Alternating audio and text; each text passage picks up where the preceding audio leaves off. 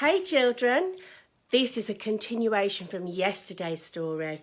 We're going to find out what happened to David when he grew up. Did you remember what he did with his slingshot? Let's have a look at the story and see. This is called David and the Giant. David was minding the sheep. You remember he was a shepherd? He kept a careful eye on them. They must not wander off. No fierce wild animal would hurt them. David was a shepherd boy and he was very good at his job. The sheep knew that they were safe when David was minding them, and he found them fields of juicy green grass. That's lovely, isn't it? David was trying out a new song on his harp. It was fun to make up new songs. What David liked best was making up songs about God. He sang God thanking songs and praising songs and asking songs. David loved God, and his new song went like this. God is my shepherd, I have everything I need. He finds me fields of juicy green grass, and he leads me to clear fresh water. He guides me on the right paths, and even when it's dark, I need not be afraid, because God is with me, keeping me safe. God is my good shepherd. That's a lovely song, isn't it? David! David! One of his brothers came running up the hill. David had 7 big brothers, do you remember? Go home at once. Samuel wants to see you. God had sent Samuel to David's house to choose the next king. God was not pleased with King Saul. The next king must be somebody who loved and trusted God. And God had chosen David, the youngest brother. The people from the sea had picked a fight with King Saul and his soldiers. They had a huge man. He was a giant called Goliath on their side, so they were sure to win. Goliath was simply enormous. He was like an Iron Man, and no one could hurt him.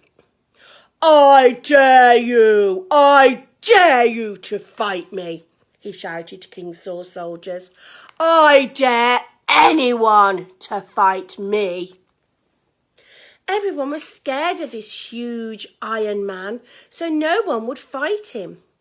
Every morning and every evening, Goliath stood there shouting, I dare you to fight me. I dare anyone to fight me. But no one did. They were far too scared. Look how big Goliath is and how little everybody else is.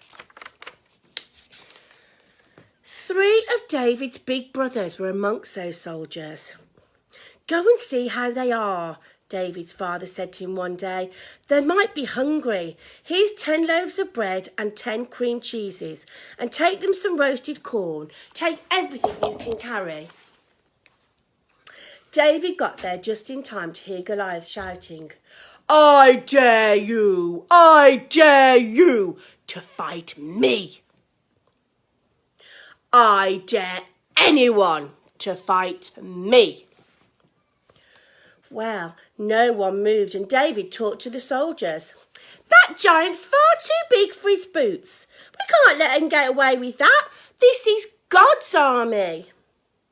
You're too big for your boots, more like, said his brothers crossly. King Saul sent for David. I'm not scared, said David. I'll fight him. But you're only a boy, said the king.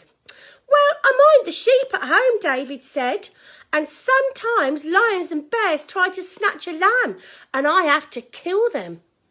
If God can keep me safe from lions and bears, he can keep me safe from this giant. The king dressed David up as a soldier, but everything was far too big. There he is, look. He even gave David his own sword, but it was far too heavy. I can't wear all this to fight the giant, David said, so he put his own clothes on again. I can hardly walk. David took his strong stick and he went down to the stream. He chose 5 smooth stones to fit his shepherd's sling, and then he went to fight the giant. "What's this?" the giant roared. "A boy with a stick come to fight me?" And David said, "You come to me with a spear and a sword, but I come to you in the name of the Lord." And he took one of the 5 smooth stones and he fired it from his sling. Wheeze! The stone hit Goliath right on the forehead and knocked him flat. David ran over and cut off Goliath's head with the giant's own sword. King Saul's army cheered and cheered, and the people from the sea all ran away. Wasn't David a clever lad, managing to do all that with his slingshot and 5 stones? And he didn't even need 5 stones, did he? He only needed 1. And can you remember what he said to Goliath? He said, "You come to me with a spear and a sword, but I come to you in the name of the Lord." And we can remember that, can't we? When people say horrible things to us or are nasty to us, just remember we've got God on our side, haven't we? See you next time. Bye-bye.